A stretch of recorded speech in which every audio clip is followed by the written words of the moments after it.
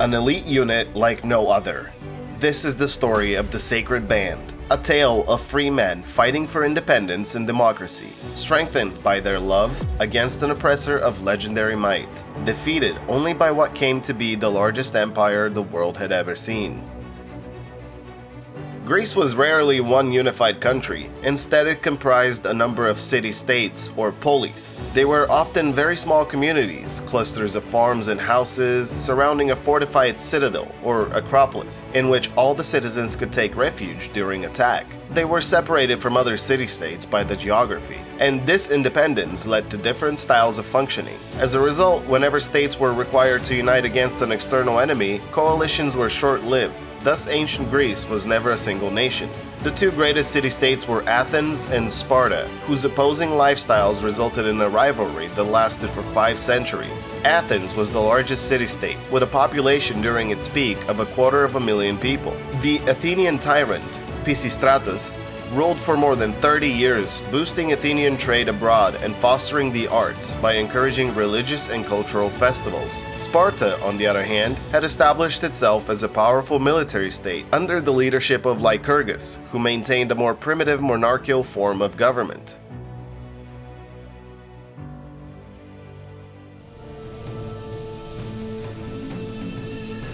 The Spartans were among the most famous and fearsome warriors of all time. Never have there been a people more single-mindedly devoted to the military arts. Spartan boys were taken from home to attend a military school at age 7, and every male between 20 and 60 had to serve in the armed forces. The result was that Sparta fielded the most powerful military force in Greece. The Spartans' daily regimen was so demanding that Plutarch claimed they were the only men in the world for whom war was a welcome rest from training. The Spartans were the original men of few words. Sparta was part of a larger area known as Laconia, which is where the word laconic comes from. Legend has it that Philip II sent a threatening message to the Spartans, warning, "If I enter Laconia, I will level it to the ground." The Spartans replied, "If." In the aftermath of the First Peloponnesian War, Sparta was the dominant force in classical Greece. The city of Thebes joined Sparta as allies, but as it was smaller and militarily weaker, it was over time relegated to a role more akin to that of a vassal state. This brought great discontentment to the Thebans, who intended to enter this alliance as equals to the Spartans. The last drop came when Sparta occupied one of their citadels. In response, a group of Thebans led by their general Pelopidas assassinated the Laconian sympathizers within their walls after the latter had a night of heavy drinking. After the stunt he pulled against the Spartans, he knew he had to prepare for war against the strongest military power in Greece.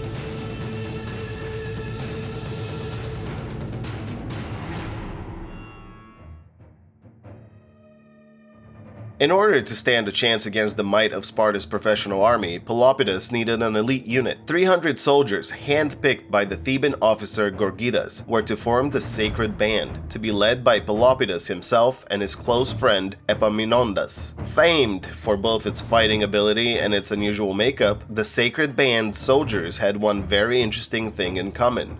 They were all gay.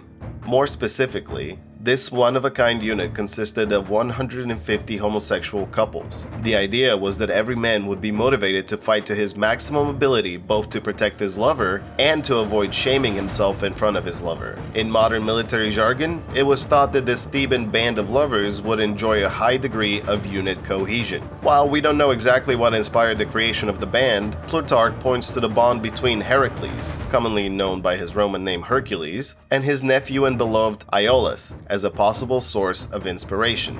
No man is such a craven that love cannot inspire him with a courage that makes him equal to the bravest born. Plato, The Symposium. Admission into the Sacred Band of Thebes was not open to just anyone. Gorgidas personally selected the 300 members based on their athletic ability and military experience. Each couple fit the model of Greece homosexual relations at the time, an older dominant gentleman and his younger passive playmate. The couples chosen to join the division were, according to Polyaenus, devoted to each other by mutual obligations of love. In fact, the use of the word sacred in the company's name is thought to derive from the sacred vow taken between the lover, the older active lover, and his beloved, the younger passive lover, before the shrine of Aeolus in Thebes. The sacred band of Thebes needed to stay in top form in case they were called on to battle an invading army, so when there wasn't an immediate war to fight, the soldiers spent their time in military training and physical exercise. According to surviving documents, the men practiced wrestling and held competitions. They also got down on the dance floor, as it was thought that engaging in the arts would make the soldiers more well-rounded people. It is also highly likely that they developed equestrian skills, as Gorgidas was a former cavalry officer. In all,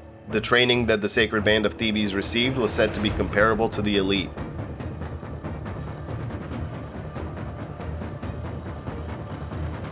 The main unit in use during the classical era in Greece was the Hoplite. They were, for the time, heavily armored, carrying a large round shield, the hoplon, and a spear. The hoplites would be organized into a phalanx, a rectangular unit forming a shield wall in front with spears protruding from it. These soldiers typically weren't professionals, being composed by the everyday citizens of the city-states banding together to defend their interests. The most notable exception to this was Sparta, which had a slave-based economy. One of the main purposes of its full-time army was to control slave rebellions, as, according to Herodotus, slaves outnumbered the rest of the population by 7-1.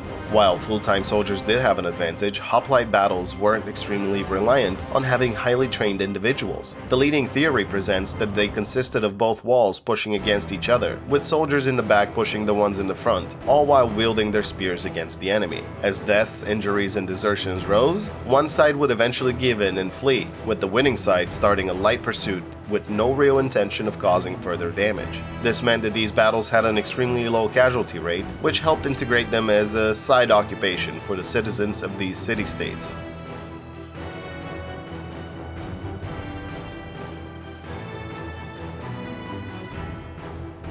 With its new weapon, Thebes went on to gain decisive victories time and time again, crushing Sparta even when vastly outnumbered, establishing itself as the dominant power in the region, spreading classical democracy and shattering the myth of the Spartan invincibility. For in all the great wars there had ever been against Greeks or barbarians, the Spartans were never before beaten by a smaller company than their own, nor indeed in a set battle when their number was equal. Hence, their courage was thought irresistible, and their high repute before the battle made a conquest already of enemies, who thought themselves no match for the men of Sparta, even on equal terms. But this battle first taught the other Greeks that not only Eurotas, or the country between Babis and Sinacion, breeds men of courage and resolution, but that where the youth are ashamed of baseness and ready to venture in a good cause, where they fly disgrace more than danger there, wherever it be are found the bravest and most formidable opponents. Plutarch, Pelopidas 17. The sacred band fought the Spartans at Tegera in 375 BC, vanquishing an army that was at least 3 times its size. It was also responsible for the victory at Leuctra in 371 BC that established Theban independence from Spartan rule and laid the groundwork for the expansion of Theban power. The rationale behind the band's composition, that lovers would fight more fiercely and cohesively than strangers with no ardent bonds, proved right. The sacred band stood undefeated for more than 30 years, when it was finally overcome in the Battle of Chaeronea against Philip II of Macedon and his son, Alexander the Great. The unit was so unwilling to yield that every single man fought to the death. Philip, who spent part of his youth in Thebes, went on to implement Theban military innovations into his strategy. It is written that after the fight, he took a view of the slain, coming upon the place where the 300 that fought his phalanx lay dead together, and understanding that it was the band of lovers, wept and cried out, "May utter destruction fall upon those who suppose these men did or suffered anything disgraceful." Philip of Macedon, according to Plutarch.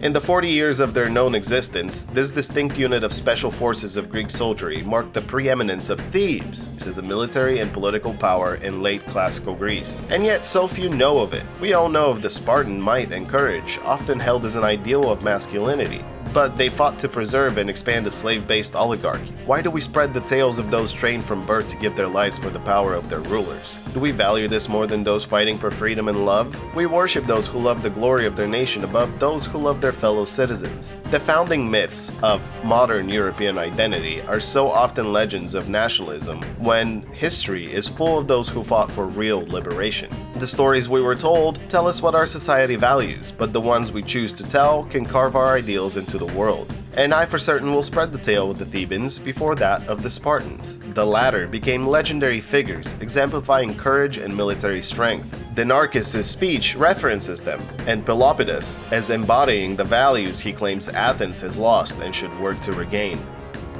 What do you think on the subject? How effective do you think this military strategy would be in today's day and age? Comment below. Check out the featured comment below, subscribe for more World Unearthed, and I'll see you in the next video.